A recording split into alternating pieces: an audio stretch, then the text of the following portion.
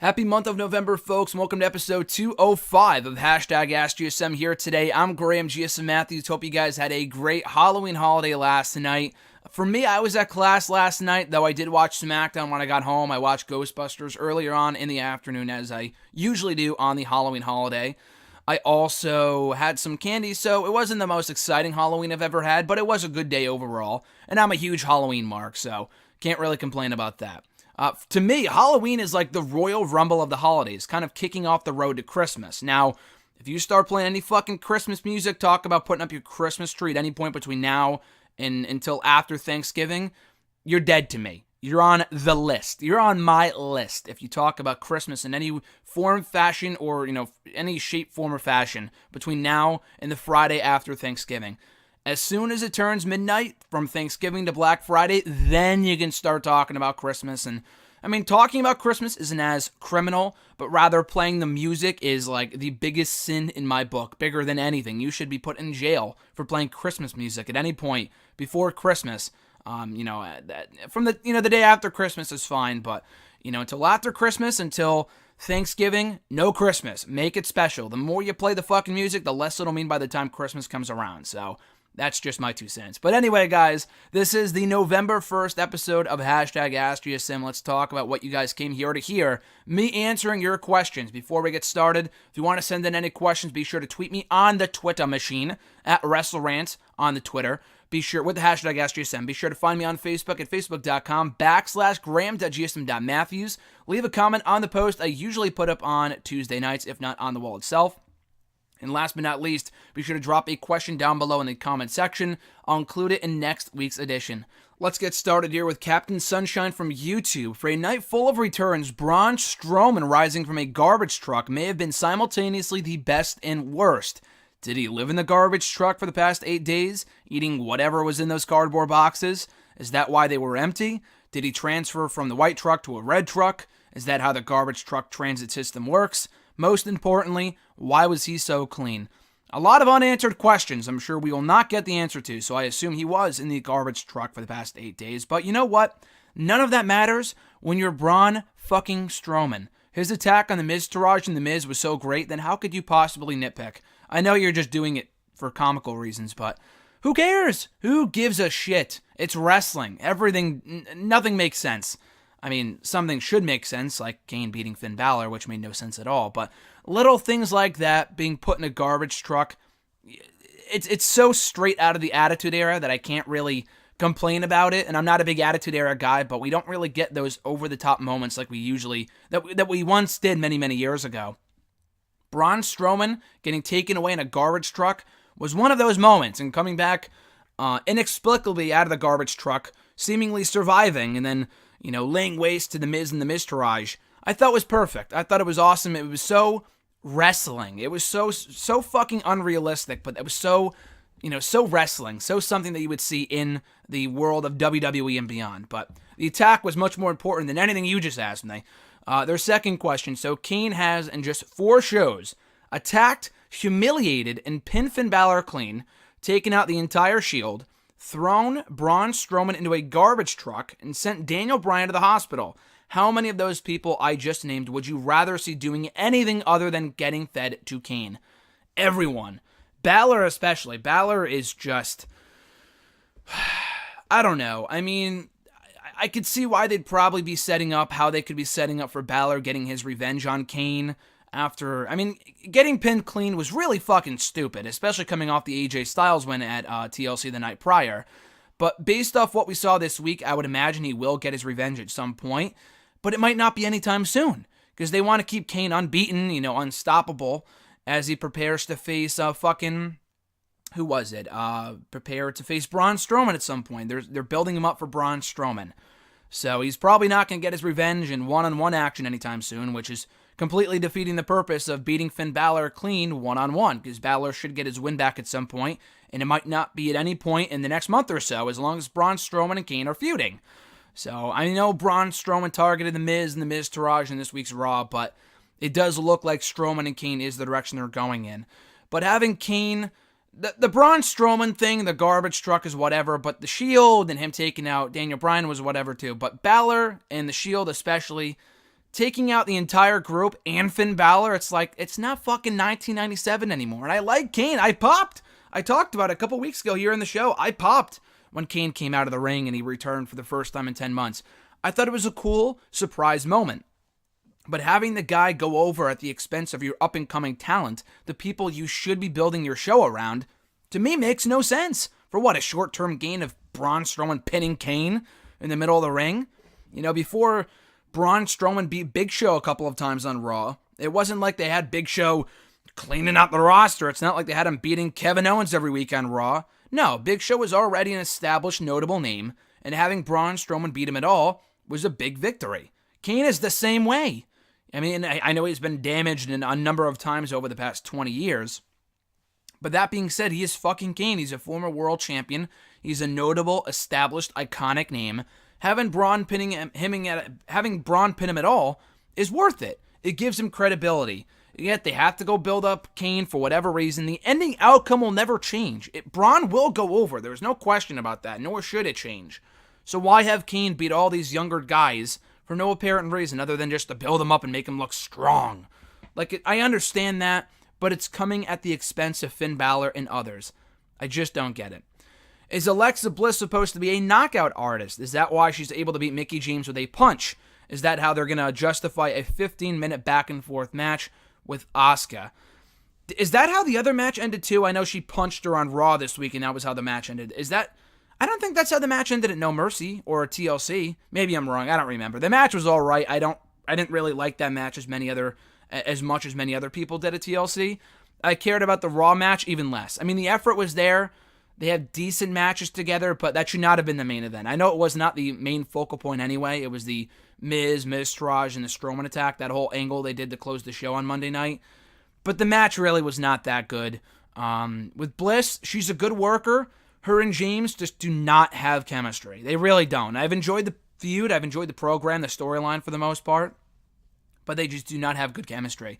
That being said, I guess Alexa Bliss's new finisher is punching someone in the face with a, like what Enzo does when he like sets up the punch like he's about to throw a baseball and then knocks out whoever he's facing. That's not his finisher, but I think he stole that from Kushida because Kushida got really angry about that on Twitter about a week ago.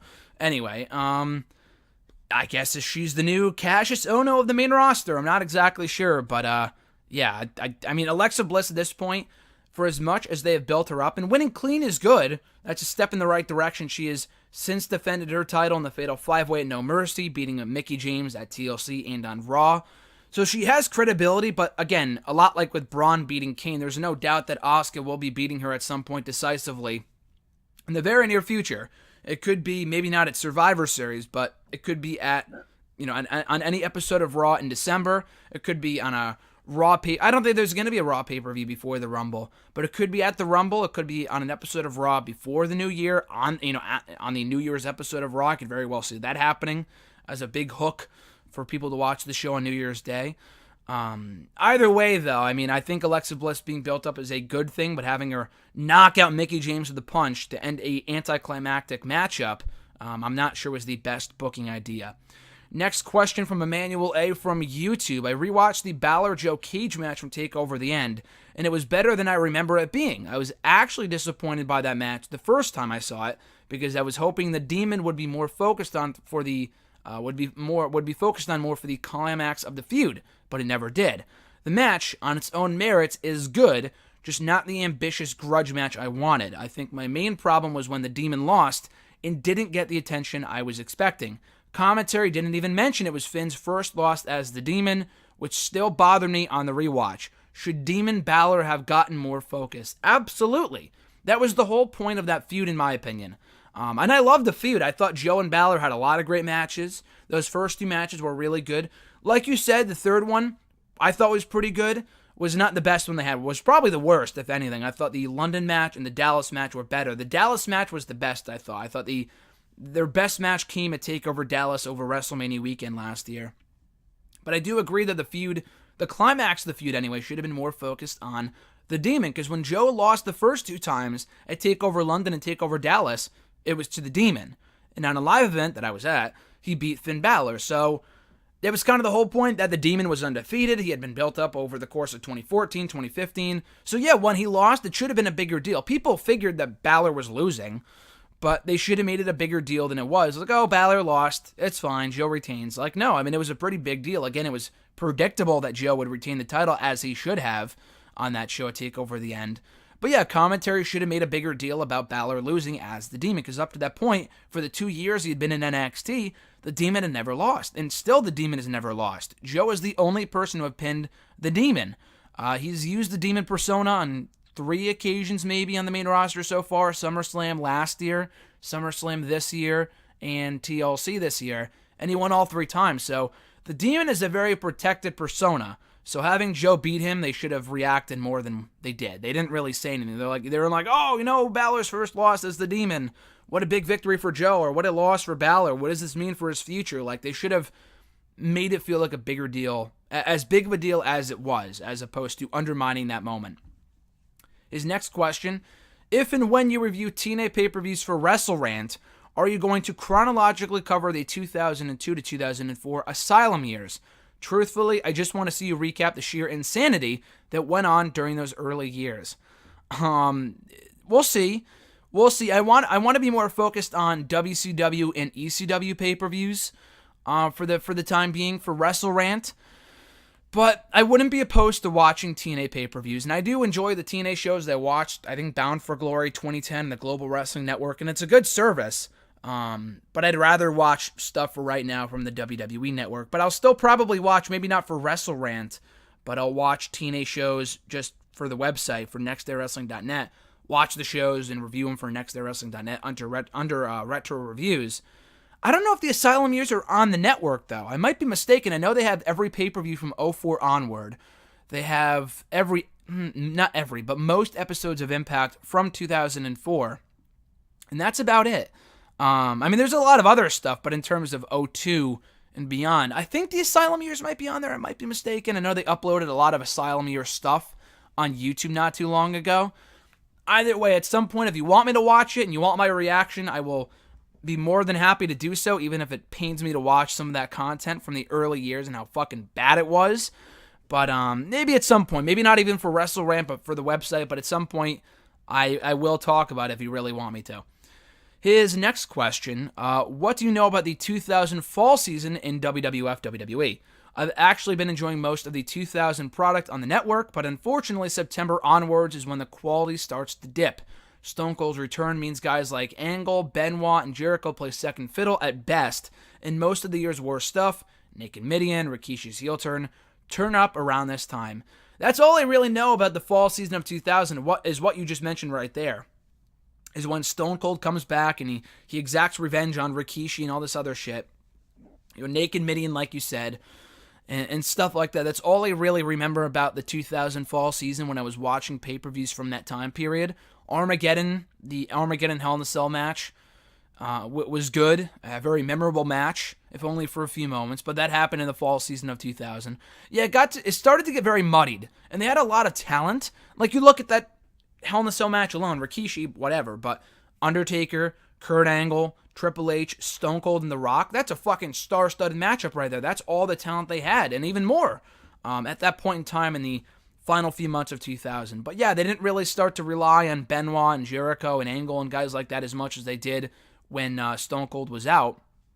It was still a pretty chaotic part of the year. I still say 2000 is one of the better overall in-ring years WWE has ever had. It does start to get muddied a bit in those final few months for the stuff that you mentioned. But every year is not going to be perfect. So I will say overall, 2000 is one of the better years, in my opinion, in WWE's long history in terms of in-ring, from an in-ring standpoint. Next question: do you remember the 2005 Raw vs. SmackDown Survivor Series match? Personally, the only thing I really remember about that match is the ending stretch with Shawn Michaels versus the last 3 SmackDown guys, since it was basically a remake of the 2003 Survivor Series match, only instead of Christian, Chris Jericho, and Randy Orton, it was Orton, JBL, and Rey Mysterio. I do remember the match. I liked the match. That was probably the only time where I saw a Raw versus SmackDown tag team match, and it meant something. That was when the SmackDown guys invaded, like, the anniversary episode of Raw Was it 10 years or? Oh no, it was their homecoming episode when they went back to the USA Network and the SmackDown guys invaded the show to close the show, and that was what set up this match, which I thought was clever. But yeah, no, I thought it was a good match. Yeah, a remake essentially of the final stretch of the 2003 Survivor Series match. But the thing is, that fucking 2003 Survivor Series match, Team Bischoff versus Team Austin, was fucking great.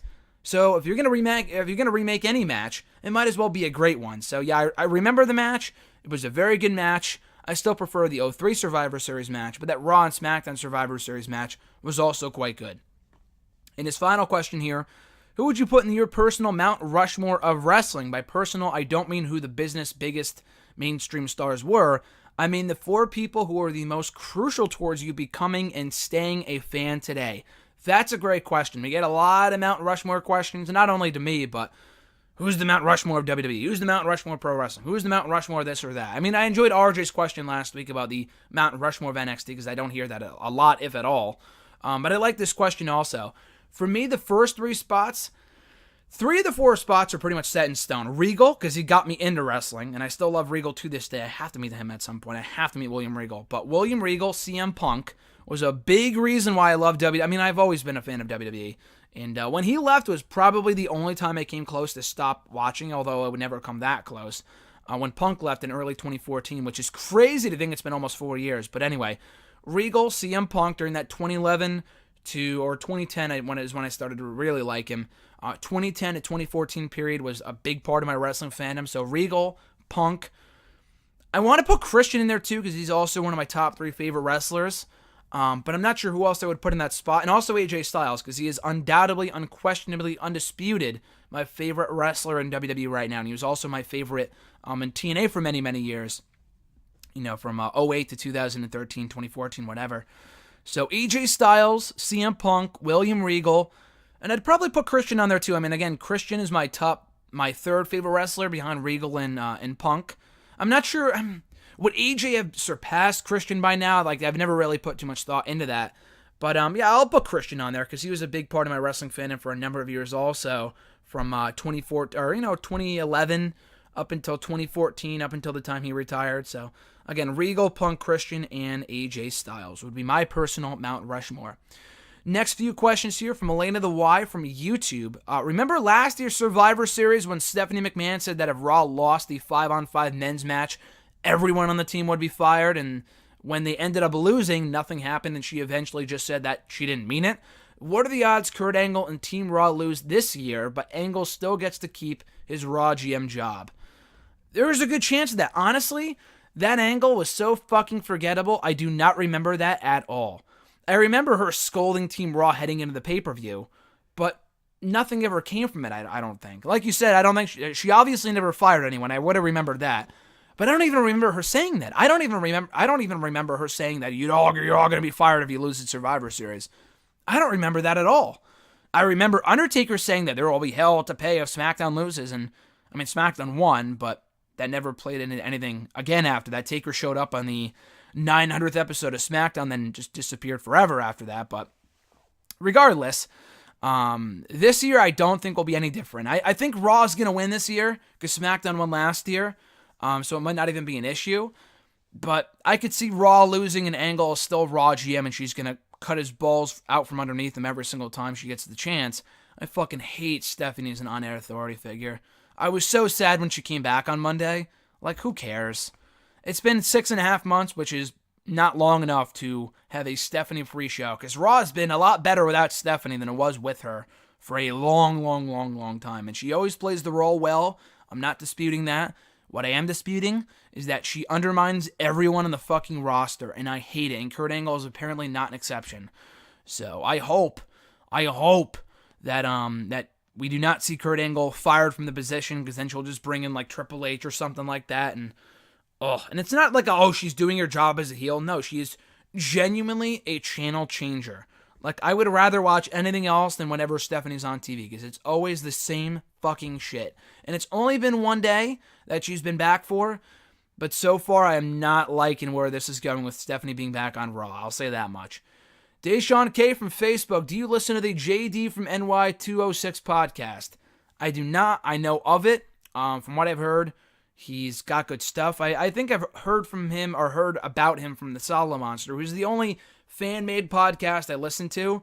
That's it. I've said this before, but I listen to Jason Solomon's The Solo Monsters podcast, Jericho's podcast, and Stone Cold Steve Austin podcasts, the Unleashed and the non-Unleashed show, whatever, the PG show.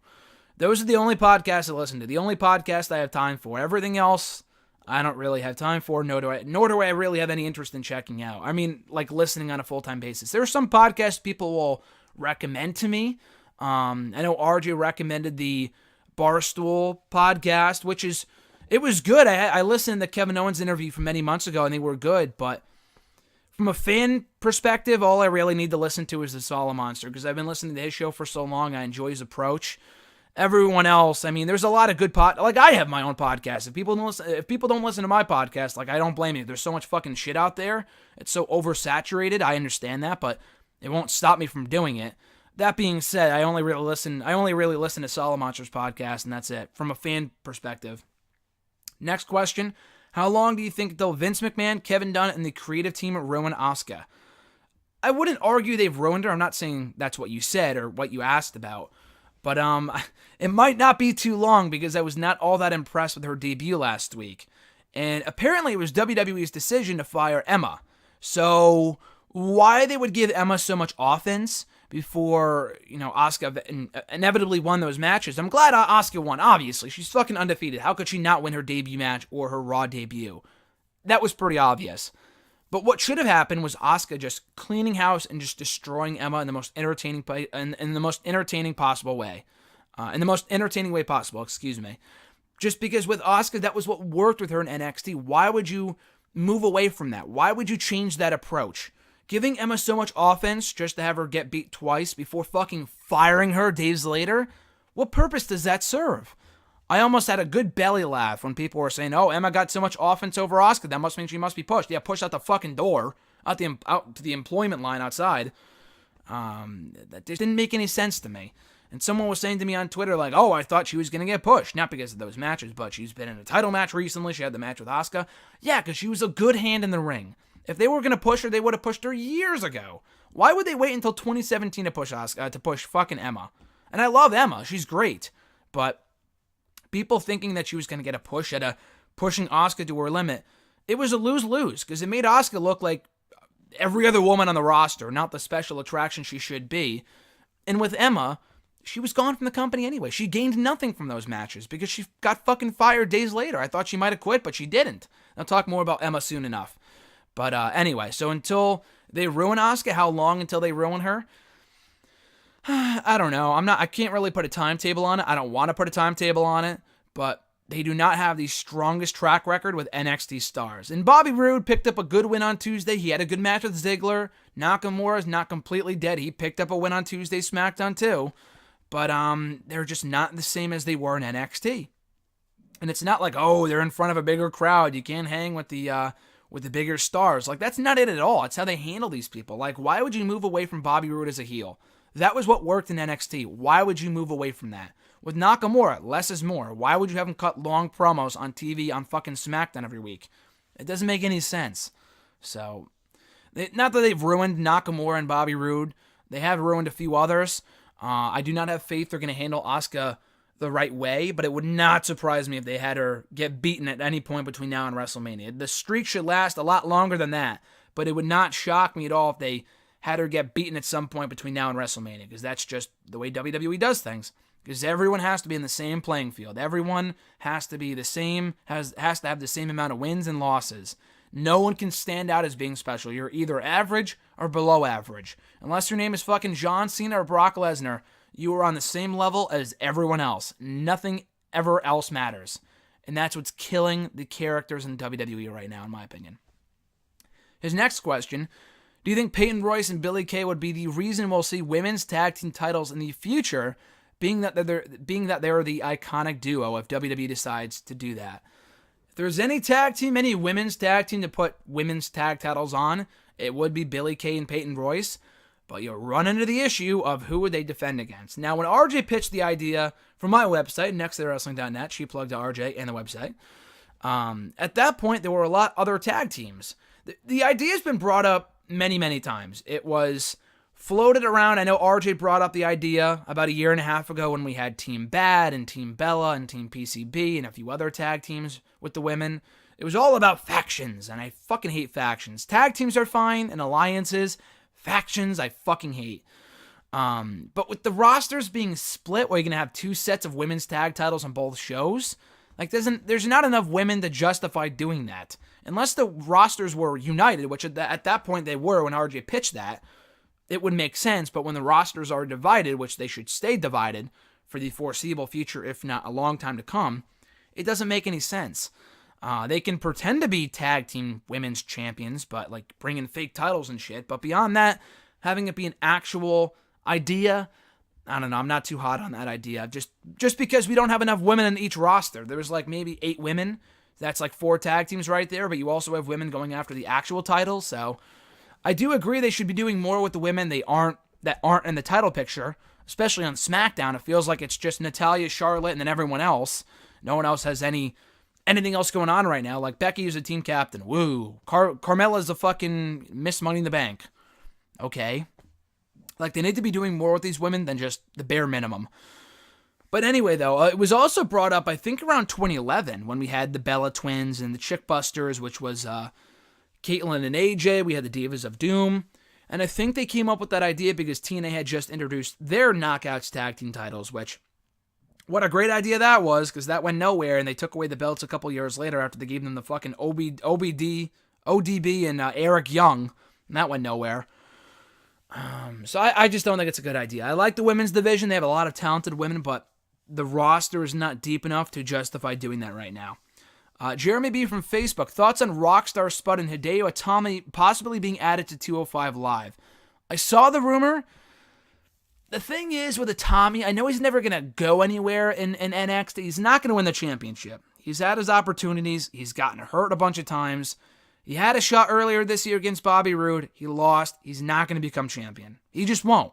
So he's got to be called up at some point. He's been down in NXT now for over 3 years, which is fucking too long for someone like of Kenta's status. But you also got to consider he was hurt a bunch of times and all that other shit. And he hasn't been on NXT for a while. I think the last time we saw Hideo Itami was a TakeOver Brooklyn, which was almost 3 months ago. So it's crazy we have not seen Itami since then.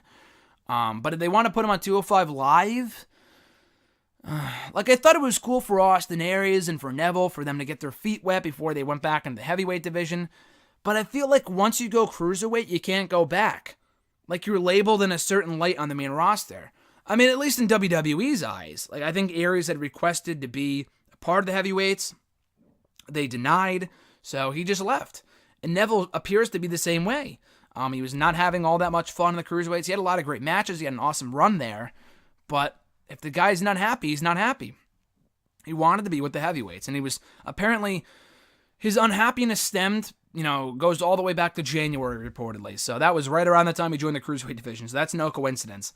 And they know it was a dead end. They know that it was a kiss of death to be a part of that brand. So for them, they were way too good for that show. They got labeled in a certain light, and they left because they knew they were never going to go anywhere on 205 Live. Hideo Itami is better than 205 Live, but then again, at the same time, are they going to do anything with him ever in NXT? If they have no plans for him in NXT, what makes you think they would use him right on the main roster? Like, that's what scares me. At least 205 Live would get him on the show, but then the issue becomes, does he ever escape the Cruiserweight division? Like, that's the issue. Rockstar Spud, I think, would be a great get. That guy's never going to be anything beyond a Cruiserweight competitor anyway. He's a very talented dude, and he had some entertaining runs and entertaining matches in TNA, Impact Wrestling, whatever, but beyond that, I mean, the guy is not like IC worthy, an Intercontinental Championship worthy. He's not an IC title caliber competitor. He's just not. Rockstar Spud, I think, would be good in the Cruiserweight division. He's a very talented wrestler. I'm surprised Impact didn't do more with him before they cut him just recently. So, yeah, Spud in the Cruiserweight division, I'm all for. Itami, I'm a bit more hesitant, but whatever gets him on the main roster at this point, because right now they're not fucking doing jack shit with him in NXT. At HardyDX fan from Twitter, have you heard Fozzie's new album? If so, best song. I have. The album is fucking great. Fozzy is my top 3 favorite bands, and I like a lot of songs from various artists, but I would go to other concerts, but the top 3 concerts I want to go to at this point are Breaking Benjamin, Skillet, and Fozzy. And I went to Fozzy about a month ago, and it was a great time. I knew most of the songs, which is rare. Like I said, I usually pick and choose. I know one song from this band and another song from that band, stuff like that. I have a lot of Fozzy songs on my iPod. Probably the second most amount of songs behind Skillet, I would say, which is still a lot of songs on my iPod. The new album is great. Arguably their best yet. I love Judas. They used Judas as the theme song, or one of the theme songs, for TakeOver Chicago earlier this year, if you've ever heard it. Painless is a great song. Love Drinking with Jesus, or whatever it's called. That's a great song. Elevator, I thought they were like, oh, it was supposed to be better. That was going to be our lead song at one point. The whole band was talking with us on Jericho's podcast a few weeks ago when the album dropped on Friday the 13th. I like Elevator. Those are my top 4 favorite songs from the album. Best song has got to be Judas. Like, I love Drinking with Jesus or Painless. They're both great songs. You can't beat Judas, though. Judas is fucking great. When I first heard that, I could not stop listening to it. And all these months later, it's been almost 6 months since I first heard the song, and I still love Judas. And I still listen to it in the car when I can and stuff like that. And I love jamming out to it. It's a great fucking song. So best song has got to be Judas, but I'm also loving Drinking with Jesus and Painless. Those are 2 great songs too. And I implore you to check out the album if you haven't already. Fozzy's got some great kick-ass hard rock music. Thoroughly enjoyed it, but the new album is awesome. After the recent releases, if you had to pick one superstar from all 3 brands, Raw, SmackDown Live, and NXT to release, who would you pick? Good question. I mean, I hate to see anyone out of a job, but if I was Vince McMahon and I had to cut one person from each show, from Raw, I'd put R-Truth down because they have not done jack shit with that guy in forever. I don't know if he has a backstage role. To me, he's just a waste of a roster spot at this point. They're never going to do anything with a guy. He's never on TV. Like, who cares?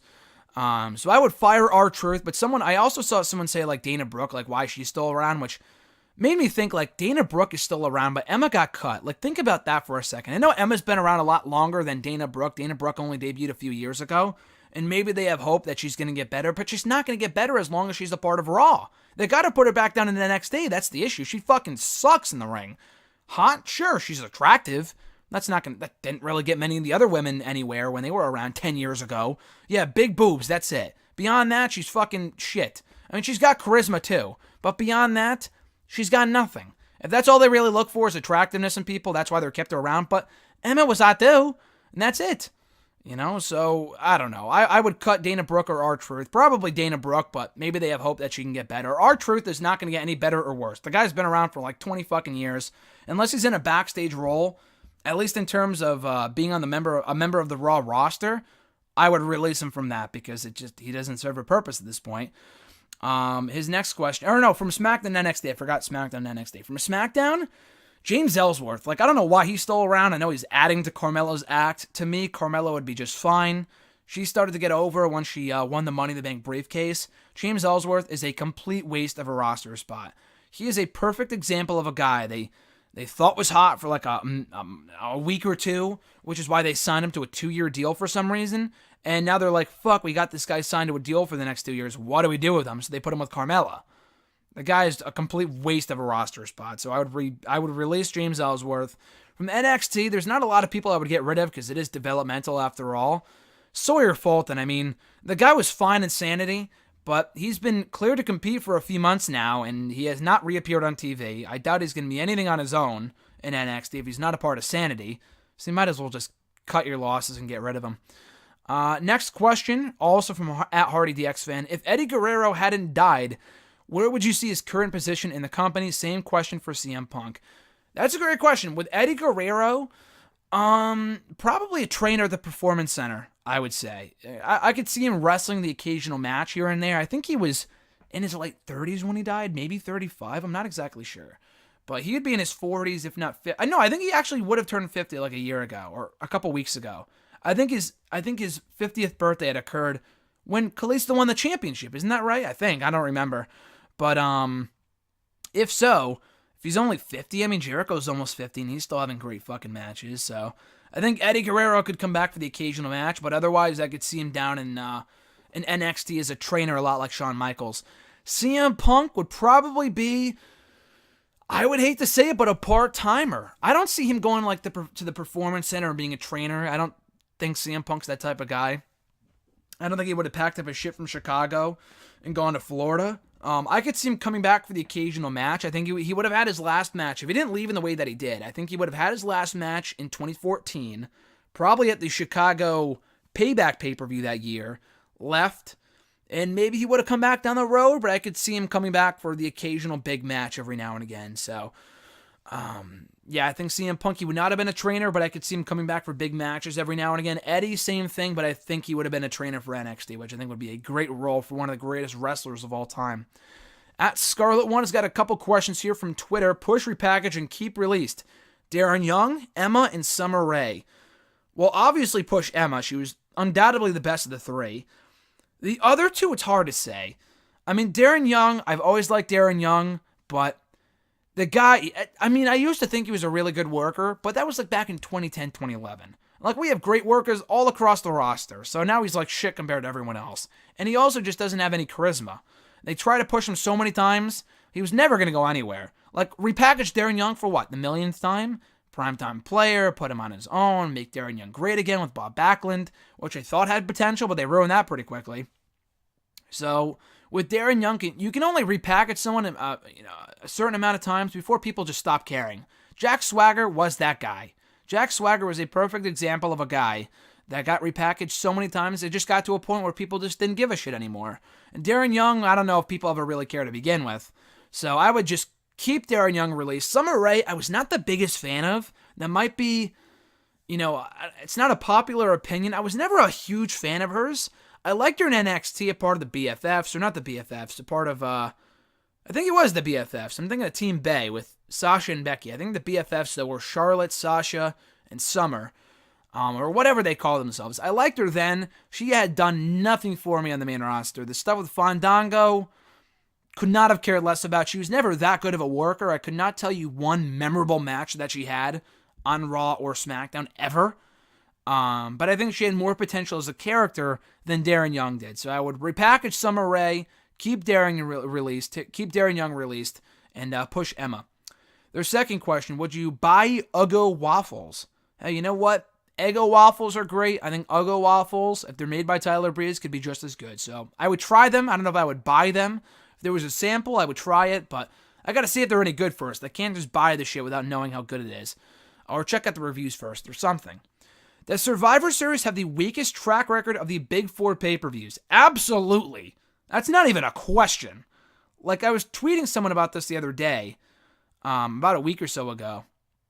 Survivor Series. When was the last truly great Survivor Series show that we had? 2016 bored me to tears. The Raw versus SmackDown feud that we're getting this year that they did last year, I like the idea in theory. The execution was fucking terrible. That show bored me to tears. You can ask Jason. We watched that show together. Sat on my hands for most of it up until the Raw and SmackDown tag team match. 2015, awful show. That show fucking sucked. 2014 had an awesome main event. Beyond that, very forgettable show. 2013, the worst pay-per-view I've ever seen as a fan. Fucking terrible. I'm so glad I didn't go to that show in Boston. 2012, very forgettable show. It had the Shield debut and a few decent matches. A solid show, but not a great show. 2011, I thought, was the last great Survivor Series that we had, or that I really, really enjoyed. 2010 was 09 was good, but the buy rate sucked because the build was awful. 2008, once you get to if you go past a decade, that's how you know Survivor Series has become an afterthought. Like, that's not good. So yeah, it easily has the weakest track record of all the Big Four pay-per-views. It has never really been that great in recent years, beyond 2011 in my opinion. So yeah, it easily has the worst track record. SummerSlam has had a lot of great shows in the past 10, 15 years. WrestleMania as well. Even the Royal Rumble can be great from time to time. They'll botch the Royal Rumble match. They have botched the last couple of years. But beyond that, the shows are usually really good. So Survivor Series, easily, they neglect more than any other Big Four pay-per-view they have, and has the worst track record of, consistently entertaining shows. I don't know if I can name you 5 great Survivor Series pay-per-views. We've had some pretty good ones, but not like 5 great Survivor Series shows. I might be wrong in saying that. Like, 02 was awesome. I loved 02. Like I said, 2011 I thought was really good. Beyond that, I don't know, and that's not good. Keep or erase Goldberg's 03 to 04 WWE run or Goldberg's 2016 to 2017 WWE run? Good question. Got to keep the 2016 to 2017 run. Now, I know I wasn't the biggest fan of giving the championship to him and stuff, but they made him feel special. He had great reactions. I thought the WrestleMania match with Brock was awesome. I didn't think he needed to beat Brock Lesnar at Survivor Series. But beyond that, the guy looked pretty decent in all of his in-ring outings. I mean, granted, it didn't last long. He wasn't in the Rumble for very long. His Fastlane match with Kevin Owens went all of fucking 30 seconds. But you know what? They got what they did out of Goldberg. They had a great match at WrestleMania, an awesome way for him to go out. His promo the next night on Raw I thought was really, really good. So I thought Goldberg's run this past year was great. I thought, it was a good example of someone that didn't have a good first run in the company, but they came back and made it right with him. And not just giving him everything he wanted and shit, but they made him feel special. Maybe at the expense of Brock Lesnar for a few months, but it did work. They had a decent feud. Wasn't the biggest fan of it, but it was a lot better than that 03-04 run. That was fucking botched from the get-go. The match with The Rock was great, but it was all downhill from there. People booed him. The match with Triple H were never really that good. He didn't win the World Championship when he should have. The match with Brock Lesnar at WrestleMania 20 was fucking terrible. That run was not good with Goldberg. I think the 2016-2017 run was far better. What's the most interesting program in NXT right now, and why is it Aleister Black versus the Velveteen Dream? Hey, I agree. And that's not an indictment in NXT like everything else is shit right now, and Black and Dream is the only good feud in the show. No, I wouldn't say that at all. The women's division is getting interesting. Now that Asuka is gone, they're starting to rebuild their women's division. The tag team stuff with Sanity and Authors of Pain. You have, the Undisputed Era there teasing that Roderick Strong might join them. You have Drew McIntyre and Andrade San Almas. You have a lot of great stories in NXT right now. But yeah, Black and Dream is a very simple yet effective feud. They've booked it so well in the last number of weeks that I'm looking forward to the match. And I'm sure the match could be good. It could be it's going to be good. I almost know that for a fact. Because Velveteen Dream, despite the goofy gimmick, which he's made work in my opinion, the guy's a really, really good worker. Black is awesome too. So I think they can have a really great match at TakeOver War Games. I almost said Toronto or Houston or whatever they were calling it before.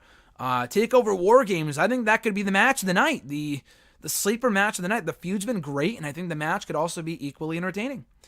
At Brad Berdar from Twitter, his first question here is this. In my question last week about an NXT guy winning the Rumble, you said it would not be a good idea to have Drew McIntyre win the Rumble because many people would think of him as that guy from 3MB, which is a good point as a lot of fans don't even watch NXT. But does this mean that you do not view Drew McIntyre as a main event prospect when he reaches the main roster, or do you mean that he needs credibility built up a fair bit before reaching that level? The latter. I think that Drew McIntyre can be a main eventer on the main roster, especially with the brand split being back. Definitely on SmackDown if they built him up the right way. But yeah, they need to build him up as a credible guy. Like I said last week, I think McIntyre winning the Rumble on night one, coming back to the main roster, it'd be cool for us that have followed his story. But there's a lot of people, like you said and that I've said, don't watch NXT. And they're like, why is that guy that I last saw on 3MB winning the Rumble? Like, that makes no sense.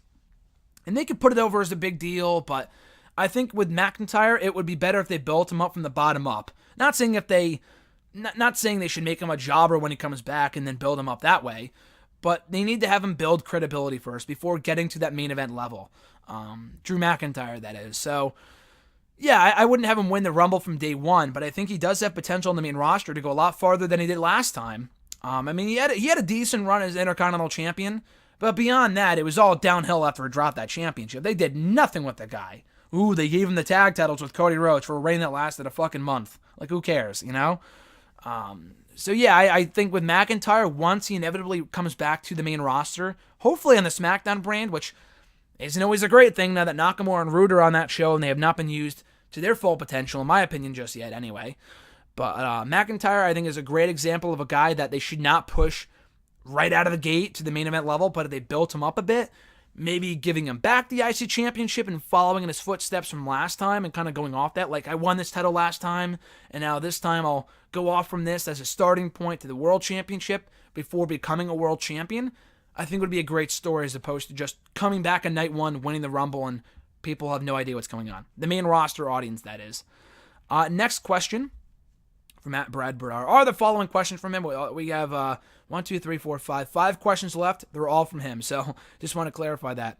Do you think the Miz's promo responding to what Baron Corbin said about Maurice was possibly the best promo he's ever cut? I don't know about the best promo, but it was a great promo. That was fucking fire. Baron Corbin's response was good. Not quite as good, but it was good. I just watched this morning. This is all going down on Twitter, by the way. On paper, Miz and Baron Corbin sounds like an awful match. But these two are taking it upon themselves to build a belt on social media. This is where Twitter comes in handy. Like, I know we used to joke years ago, like, oh, WWE's using Twitter to start feuds, and how ridiculous is that? But they're really utilizing Twitter to the best of their ability. Like, that's a lot of the Rock and Cena feud years ago was built off of Twitter and the jabs they would throw back and forth at each other and shit. That was the most entertaining part of the entire program the first time around. With Miz and Corbin, it's the exact same thing on paper. I mean, with Cena and Rock, I mean, you obviously gave a shit. Miz and Corbin couldn't give two shits. Who fucking cares? They're two heels. Don't really see them having the greatest of chemistry. But the promos they've been doing on social media have been awesome. So again, maybe not Miz's best promo. I still say that's the Talking Smack promo from about a year ago, from last August. That was easily the best promo he's ever cut. But this might be up there, and it was sitting in a car on Twitter. Like, that just goes to show how good of a talker The Miz is when he wants to be. His next question: have you been confused by the way WWE has booked the build-up to the Raw vs. SmackDown match at Survivor Series? With the whole Under Siege thing, I thought we were going to see SmackDown acting as the heels in this feud, but they appear to be going with an all-babyface tag team unless Rusev beats AJ Styles. I said this last week, the whole thing is confusing as all hell. Like, is SmackDown supposed to be the heels? Like, Shane's a heel on Raw, but he's a babyface on SmackDown. Are we supposed to boo SmackDown? Like, it's one thing if they just invade. They came across as clear-cut heels in that invasion last week with that whole Under Siege thing. But are we supposed to cheer for Raw over SmackDown? Is that what we're seeing here? Like, I don't understand what they're going for. I just don't get it. So, the whole Raw and SmackDown thing where they're only rivals for 1 month out of the year before they go back to being buddy-buddy and trading talent and shit like that, I think it's just dumb. The Raw and SmackDown feud would be a lot better if they built upon that over the course of the year as opposed to just focusing in on it at one point in the month of November and that's it. I think it would mean a lot more that way. Because right now, it's like they haven't been feuding all year, and then this Under Siege thing happens, which completely came out of nowhere. And Shane, is he a heel? Is he a babyface? And like you said, they had that heel attack, but they have an all-babyface team. And Rusev's not winning, by the way. AJ Styles is going to Survivor Series. There's no doubt about that, as he should. Not like Rusev, but come on. AJ Styles, Shinsuke Nakamura, Randy Orton, Bobby Roode, and Shane McMahon. That's a fucking dream team right there. That is a great team. That is a great group of athletes, in my opinion. But, yeah, the whole thing just is confusing as all hell. The sooner this shit is over with, the better, in my opinion. Next question: if WWE were to disband the Cruiserweight division and instead have the Cruiserweights compete as regular superstars on the main roster, who are some of the guys that you would think would thrive in that environment, and who are some you would think would seriously struggle? Good question. And I said this before. I put out an article on hiddenremote.com a few weeks ago about people I think that would thrive beyond 205 Live. Cedric Alexander is the first name that comes to mind. Just because he's a great athlete. He had a great match with Kota Ibushi in the Cruiserweight Classic. That guy is really, really good. And on 205 Live, they haven't done a whole hell of a lot with him. So he's a guy that could go way beyond the Cruiserweight division stuff. Rich Swann is entertaining. I could see him doing well. Jack Gallagher, too. Brian Kendrick. Pretty much everyone in that four-man feud that we've been seeing recently. Kendrick, we've seen compete with the heavyweights before. I think he could hold his own on the SmackDown side. Gallagher would be just fine. Seriously struggle. Drew Gulak has been getting over recently with the PowerPoint stuff. I don't know if that would translate to the main roster, to like Raw and SmackDown. If he was doing it with those guys, I don't know about that. Akira Tozawa is really good. I could see him doing well. Tony Nese would seriously struggle, no doubt about it. Noam Dar, same thing. Those guys just do not interest me at all. They're good workers, but so is fucking Roderick Strong. So is AJ Styles. Why should I care about Tony Nese or Noam Dar? Those guys would flounder, no doubt.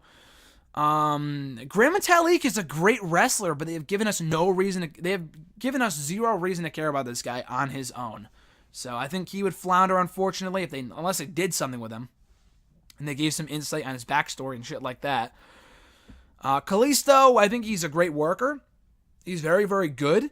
But the issue with Kalisto is that we've seen him in the heavyweight division before, even as recently as a few months ago when he was losing to Elias Sampson every single week. So how far is he really going to go if the Cruiserweight division was to be done away with, you know? And that's really about it. I might be missing some people, but those are the only people I could see really doing well or not so well. Who else is in the division? Lindsay Dorado, that guy would be cut almost instantly. I can guarantee you that. That's about it. I'm not really sure who else there is. Arya Daivari, he would seriously struggle too. That guy, he's a fine worker again, but there's nothing about him that stands out in a good way. Though that guy would definitely be maybe not cut, but he would be used as a jobber for the rest of his days in WWE. Next question: how sad were you to hear of Emma's release, and do you think she may go down as the most misused female superstar in the company's history? Now that's a bit of a stretch, but it might not be that far off. Like, I'm trying to think of other women they've seriously misused. Beth Phoenix I thought was misused at certain points, but she's also won like 3 or 4 titles and she's in the Hall of Fame. So maybe not Beth Phoenix. But Natalya was misused for a long time before recently, but she's also been on TV consistently. Emma was not. Like, her first stint on the main roster was so bad they brought her down to NXT again because she was not doing anything of note on the main roster. That's how uneventful her first main roster stint was. And then when she was brought back, she got hurt a bunch of times. The whole Emelina thing was a complete waste of time. And they just have not done anything with her as a heel. So and they gave her new music, which was terrible. And yeah, which is also weird. They went through the trouble of giving her new music, and then they cut her. So maybe they thought that she would be more than what she was, or they were investing in her. Again, like I said earlier, I never really thought they had plans to push her, but why would you give her new music? And kind of do the All About Me and the Divas Revolution thing I started it. Like, why would you give this woman as much TV time as she's gotten recently, only to fire her? I thought when I heard the news, I thought she quit. I figured it was only a matter of time before she left, because she has been so misused, like you said. I figured it was only a matter of time before she left. But based off how she's been tweeting and putting things on social media, it looks like she was fired. I mean, I have no doubt about that. At this point, I have no doubt that she's been fired. But initially, I thought she quit, which is not the case. When I heard the news, I was on the train to New York City, going to meet Finn Balor, he was cool. I had to wait outside for 2.5 fucking hours in the rain, in that awful windy rainstorm that we had on Sunday, for any of you in the Northeast. Yeah, I was standing in that New York City on Sunday with a bunch of other people. I wasn't the only one. And henceforth, the 2.5 hour line. But being in that rain was not fun, I'll tell you that much. But yeah, my girlfriend texted me, of all people. My girlfriend texted me because she saw it on Facebook. She broke the news to me. Honestly, it was the same reaction I had to Cody Rhodes getting released or leaving, whatever. Was that we're like, oh man, I'm definitely surprised, but I'm also not surprised. Because this person has been misused and underappreciated and underutilized for so long that they were bound to leave eventually. In Emma's case, she quit. In Emma's case, she got fired. She got released. In Cody's case, he quit. I think his contract was coming up anyway or something. But in Cody's case, he left on his own. Emma did not. But I had a similar reaction where it's like, you know what? They might be just better off out of here at this point because they're not going to do anything with this woman. And she's better off elsewhere. Now, I don't want to see anyone out of a job. But I think Emma could thrive on the indie scene. But it's different for women than for men on the indie scene because it's not like Emma's going to go to Ring of Honor and become world champion the same way Cody Rhodes was. They don't even have a women's division for the most part. They have women, but they're never on TV. So how much money you can really make on the indie scene compared to WWE is drastic, at least for women. Men too, but especially women. Like, you don't see many women leave WWE and then not go to like Impact or something. If they stay on the indie scene, it's very rare that they come back.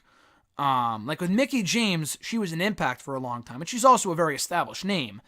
Emma Was not. We haven't seen many women come back. I'm trying to think of other women that have had like various stints in the company. Gail Kim was one, but she went to TNA and reinvented herself before leaving WWE again. Gail Kim, I think, is another one.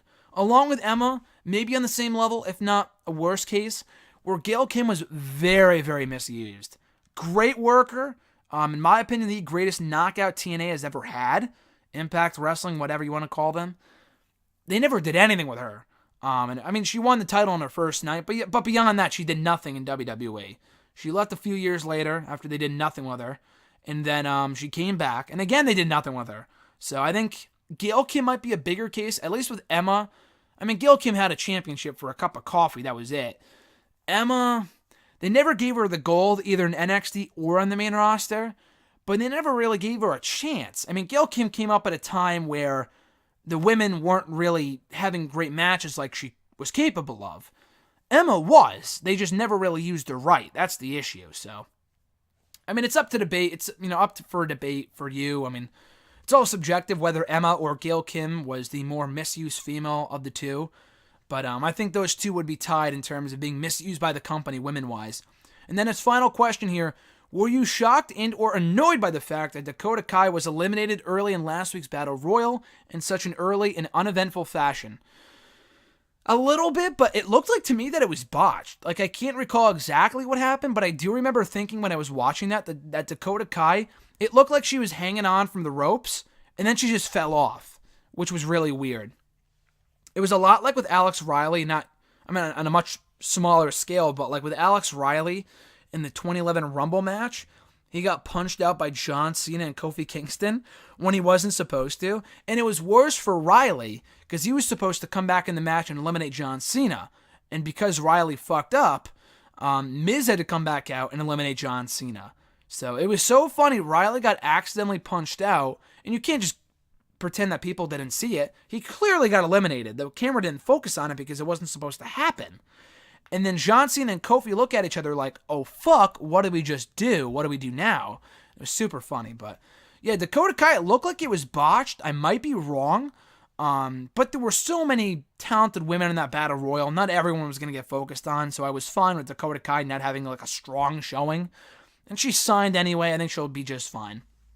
They can always bring her right back out and start pushing her as a threat to the championship at some point, so it was a minor gripe, but not the end of the world that she was eliminated in such uneventful fashion.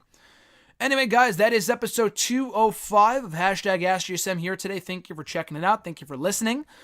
We did not do a Cruiserweight theme show, like I said, the last couple of weeks, despite it being episode 205. We did answer Cruiserweight questions, so I guess that it kind of filled the quota for Cruiserweight questions on today's show and befitting of the theme of episode 205. But nonetheless, guys, we will be back next Wednesday with another all-new episode of #AskGSM. As always, if you want to send in a question, be sure to tweet me on the Twitter machine at WrestleRant with the #AskGSM. Find me on Facebook at facebook.com/Graham.GSM.Matthews. Leave a comment on the post I usually put up on Tuesday nights, if not on the wall itself. And last but certainly not least, be sure to drop a comment in the question, or drop a question in the comment section down below, rather, and I'll include it in next week's edition. With all that being said, guys, have an awesome rest of your week. I'm Graham GSM Matthews, and I'll catch your ass down the road.